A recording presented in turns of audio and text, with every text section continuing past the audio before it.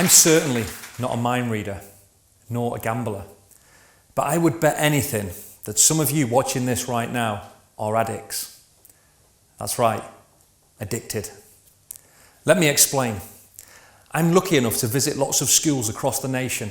I speak to children, I meet the staff, and they often very kindly invite me for lunch. And in one school dining hall recently, I sat down with my meal opposite a 13-year-old girl. She was staring intently at her phone. I ate for around 15 minutes and she didn't look up once, not once. As I finished, I asked her what she had been doing.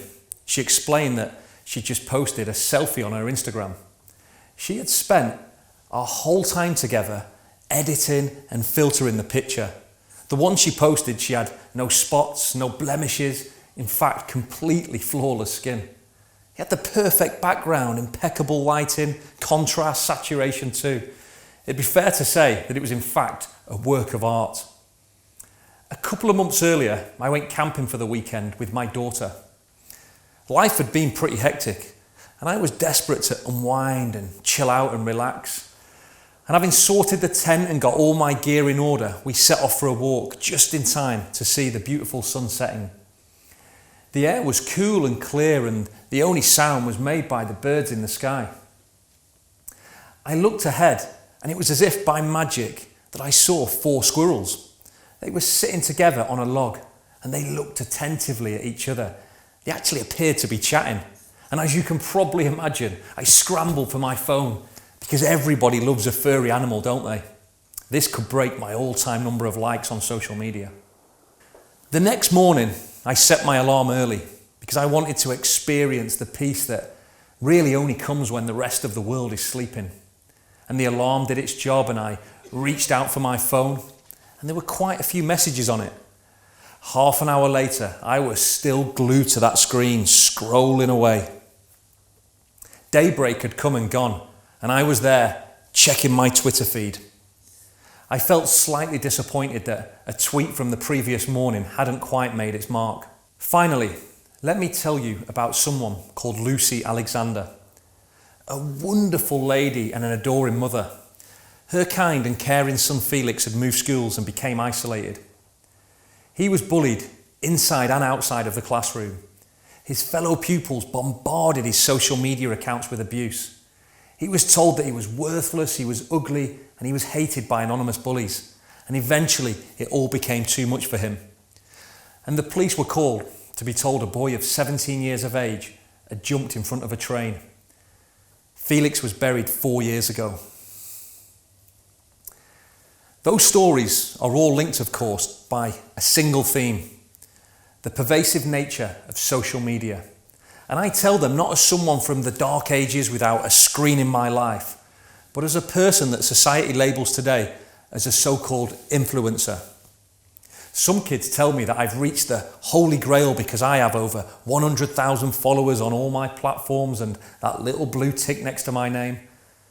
Instagram, Facebook, Twitter, LinkedIn, Snapchat, YouTube, they've all helped me in my career at some point.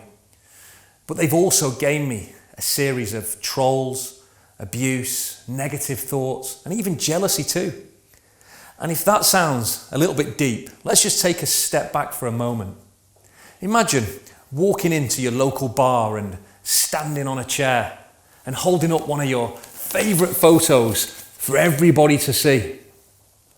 Would you expect people to run up and hug you or tell you how wonderful and perfect you look? Or would they just think you're a bit of a fool, or even worse? And I'm sure that I speak for all of us in suggesting that if we have a party this Christmas, we won't be asking a few thousand of our closest friends. But you see, when we stick a little screen between us and the rest of the world, we begin to think that this stuff is real. The hearts, the likes, the subscribers, the thumbs up. It becomes a sort of social currency for our self-worth. Even though when we take just a moment to think about that and analyse, it's absolutely ludicrous. We're living in a society today that has lost perspective, chasing perfect lives where the sun always shines and where there's no spots, wrinkles, or even boring days. where we report on amazing meals and fantastic nights out and spectacular holidays. Just on that note, why did we never take photos of our breakfast and dinner when we had those little disposable wind-on cameras? Food for thought, literally. Back at home, we often sit in our bedrooms feeling tired and looking into the mirror at the black shadows under our eyes. And these insights into other people's perfect lives are clearly not going to make us feel great about ourselves, are they? And yet we carry on scrolling regardless. Let's just put this into a little perspective. Last month, the country's garages ran out of petrol. A member of Parliament was tragically murdered.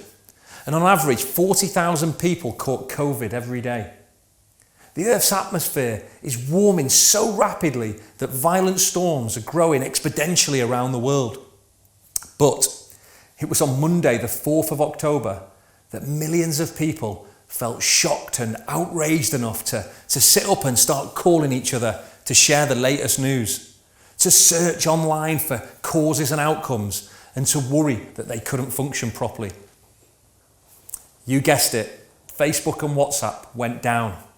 Just for a few hours, but that inability to share a few pictures and comment on other people's posts and scroll through a series of adverts and messages, it caused complete and utter meltdown. This is madness. We have to understand that, like sugar, alcohol, gambling, a little is fine, but too much is dangerous. It is killing us, literally and metaphorically. Social media is addictive. Those little emoji reactions and likes and hearts, they create dopamine. It's a chemical messenger in the brain that gives us a kick. Similar to the thrill that we might get from eating great food or taking drugs or even having sex. The problem is that when we start to chase more and more, it eventually washes right over us and through us. And you see, it's very, very clever because it doesn't charge us, because we are the product. We write the script, we take the photos, we click on the adverts, we even invite our friends. And our apps are like little black holes into which we dive with our heads down and our thumbs out. Many of us, including me, we were addicted and are addicted, and we don't even know it or want to acknowledge it. And there's no regulator to help us, no government advice or leaflets on when or how to stop. Our heads are bowed as we step outside and continue checking for more updates. And if we see something to lift the spirits, our first reaction is that people might like us for it. It doesn't leave us at the work door or at the school gate. It follows us home into our kitchens and our bedrooms. We can now be bullied whilst lying in our own bed. We can be laughed at in the living room and criticised in the kitchen. The effects are awful and also profound. Here's a list for starters. We feel inadequate because our lives aren't as good as others. We compare our mundane existence to other people's selected highlights and show reels. We sleep worse. We fear missing out. We get anxious. We get depressed.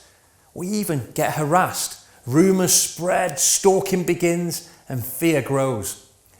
And in a society that already puts a whole lot of pressure on our mental health, people break. People like Felix. I'm young enough to use social media and also to have fallen for its charms, but I'm also old enough to remember what life was like beforehand. When you could come home and escape from the problems at school, and when you called your friends for a chat, and when you agreed to meet in person, where you were careful who you showed your holiday snaps to. And I can promise you that maybe they weren't all good old days, but we definitely got out more, we exercised more, and we had a lot more genuine social interaction and engagement. I'm not a fundamentalist. I don't want social media banned or anything like that. That's impossible. And good things can come through it, of course. I've used it to raise funds for great causes, to boost business, find new opportunities, sell books, and connect with acquaintances old and new. But let's just take a break. Let's breathe and put it into perspective. Social media isn't an end in itself, When I speak to kids in schools, very few tell me these days that they dream of being a dancer or a doctor, a nurse, a teacher, or an entrepreneur or an explorer. These days they talk about being influencers, being celebrities, YouTubers, Instagram models, social media stars. Let's get real. Let's see this for what it is. A huge artificial bubble in which we bombard each other with stuff. And most of this stuff doesn't really matter. So take a break. When you wake up in the morning, when you step outside, when you see a thing of beauty, when you're sharing that special time or moment with a loved one, a partner, or a friend, just enjoy life for what it is. Take a break. I wish that kid that was sitting opposite me in the lunch hall had taken a break for a chat. I'd have loved to hear about her passions, her hobbies, and who knows, I might have even been able to help her in some way. I wish I'd taken a break on that camping trip. Those squirrels were very, very cute, but I didn't need a camera to help me remember that very special moment. But more than that, I wish that Felix had been able to take a break from the relentless name calling and online bullying, from the phone that took his problems beyond the safe zone that used to start at your front door. I want the best for you, and I want the best for the next generation, because they still have a chance. Great people with amazing lives ahead, places to visit, people to meet, and incredible things to achieve. But it's no secret that people, like you and me, suffer from mental health challenges. And I promise you something, social media is not helping. So please, please, think about taking a break. Enjoy better holidays. Enjoy better meals and a better balance. And of course, the irony is that I'd love you to share a link to this talk, but not while you're on a break. It can wait, I promise. And you won't see me posting for a while now, because on World Mental Health Day, I decided that enough was enough. I wanted to reclaim my bedroom, my breakfast, and my banter too. I've taken a break. I've deleted all the social media apps from my phone, and I no longer take my phone to bed with me either. The break for me will be at least for 1 year, and I can promise you something, I feel so much better already. One headmaster asked me recently if I could still be successful if I wasn't on social media. It's a great question, but for me it's like asking if an Olympic sprinter can still win a race if they aren't taking drugs. If you know it's wrong, then you just don't do it. Of course, I'll return at some stage, but it will certainly be in moderation. I'll be taking regular breaks, and I'll be ensuring that the benefits of my engagement outweigh the costs, and that I leave enough time in the day to go out and make real things happen. I really do implore you to try it. Join me in rationing your use of social media and take a break before it swallows us all. Thank you.